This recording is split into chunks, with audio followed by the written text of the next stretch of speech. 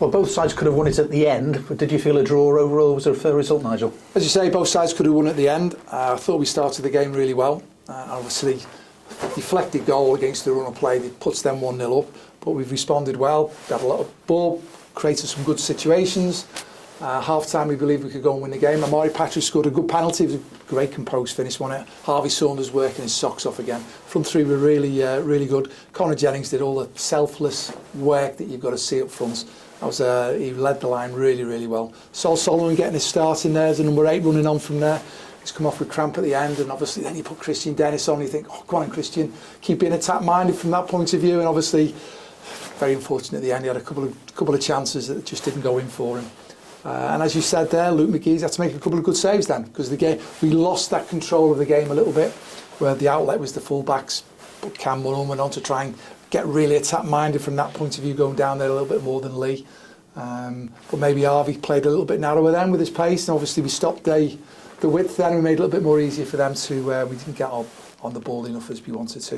And obviously at the end there, a couple of players were running on fumes. So as you said, we could have lost the game, we could have won the game.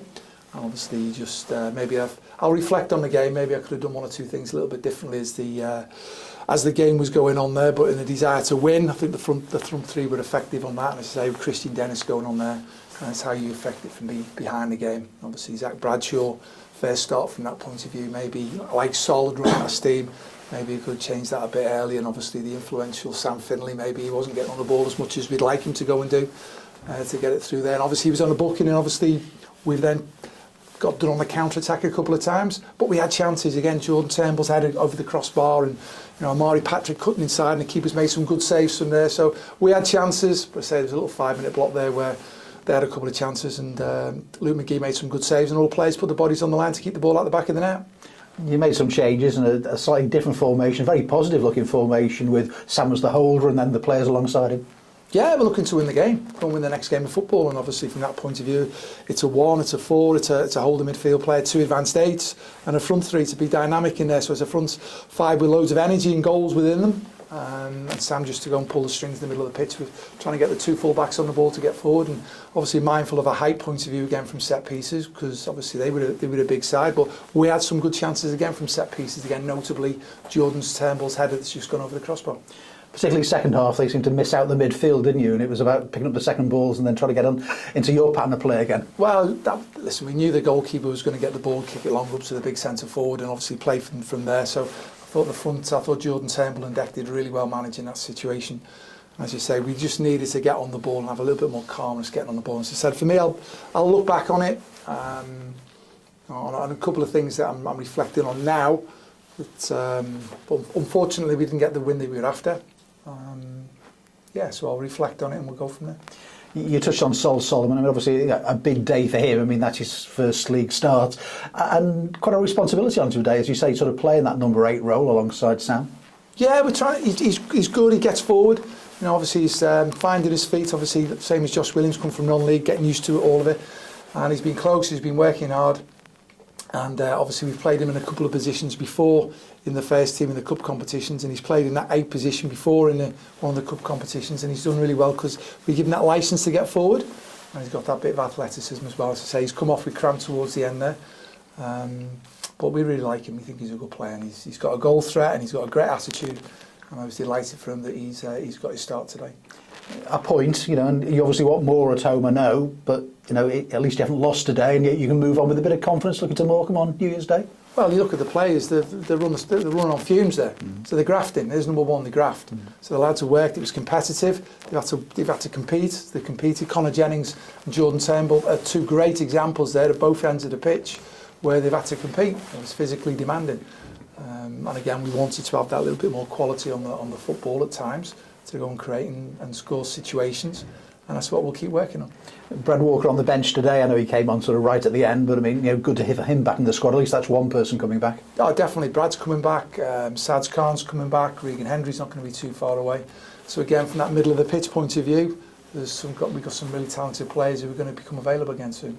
When you look at the league table, Carlisle have won today. Morecambe have lost. You go into Morecambe and then you play Carlisle after that. I mean, Do these two games coming up, are they really important for you, particularly starting with Morecambe? Every game's important. You know, we look at, can we win the next game? All our intention is, can we win the next game? And that's what we'll be looking to do, going up to Morecambe to see if we can win that game. And again, the league table will fluctuate.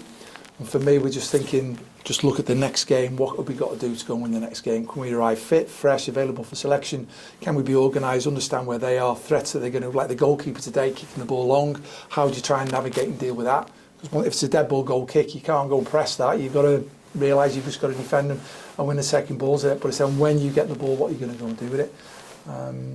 You know, so for me, I'm frustrated because I thought we could have gone and won that game. But again, when we look at the couple of good saves from 𝗬𝗢𝗨𝗥𝗧 and the way the lads have put the bodies on the line, the players wet the socks off.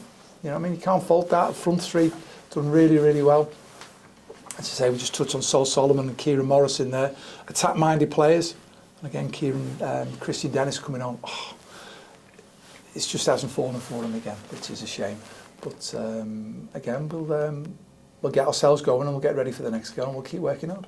Kieran Morris was close to a second, I think, just after the penalty to sort of graze the outside of the post. But 𝗦𝗧𝗔𝗬𝗢𝗥, I mean, he's very cool with his penalty, but that's 8 goals so far this season, so you must be particularly pleased with his return first half of the season. Yeah, you want him on the pitch and you want him to excite everybody. There's times he'll be out of the game, you've got to try and get in the ball and get involved in it. You know, obviously he scored a great penalty, but then he gets the ball and he kicks it out of play, the other end of the pitch sort of thing. So you have to live with that with your flair players at times. And but great attitude, wants to do well for the team.